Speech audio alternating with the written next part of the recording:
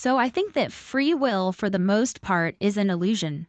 So I use the term free will to talk about decision-making processes in nature.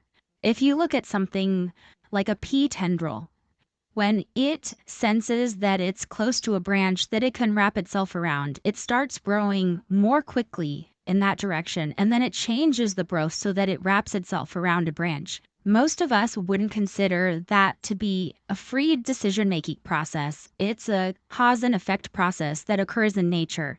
And as you move up in complexity to the level of brains and then human brains, the number of factors that come into play are so expansive that it would be impossible for us to track them all. But it is a process. It's a process by which the brain is interacting with the exterior world, measuring the different outcomes of the different possible futures, and then ultimately making a decision.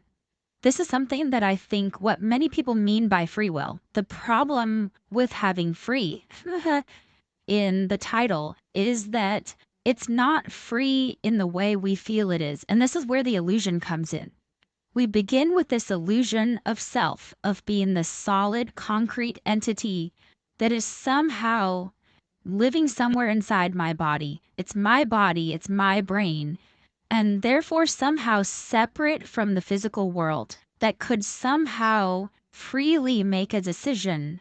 And because everything we experience, everything we know takes place within this felt experience of consciousness, we often equate this feeling of self with consciousness.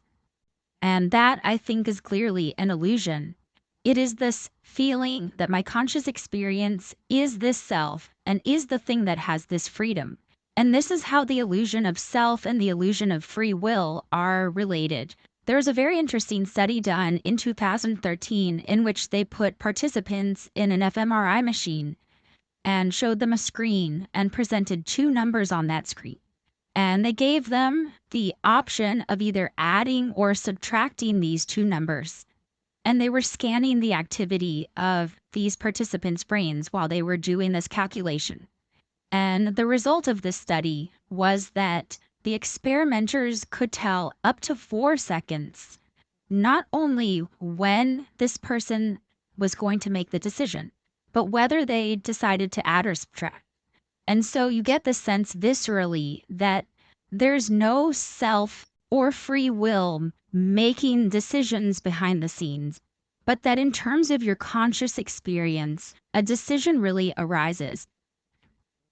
So when I talk about the illusion of self, this is often very hard for people to grasp what that could even mean. We all understand that a wave is not a static thing. In nature, it's a process.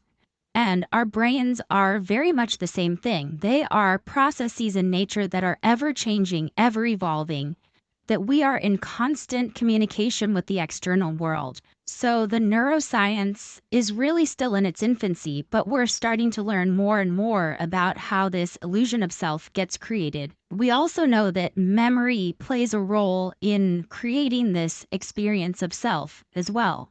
There's a sense in which all of the memories that we have access to over time were being experienced by the same subject. And you can imagine if your memories weren't strung together and your experience was just of each present moment, there'd be much less of a sense of a self moving through time. We're also learning a little bit more about what neuroscientists refer to as the default mode network. So we know that when the default mode network is active, we are highly aware of this illusion of self. And it tends to quiet down when we're experiencing what people talk about as a flow state. So when we're very immersed in our work, if we're very immersed in a sport, when people are under the influence of some psychedelic substances or various meditation techniques that quiet down the default mode network, we're not so aware of self versus other or self versus world, which is actually closer to the underlying reality. Okay, let's go.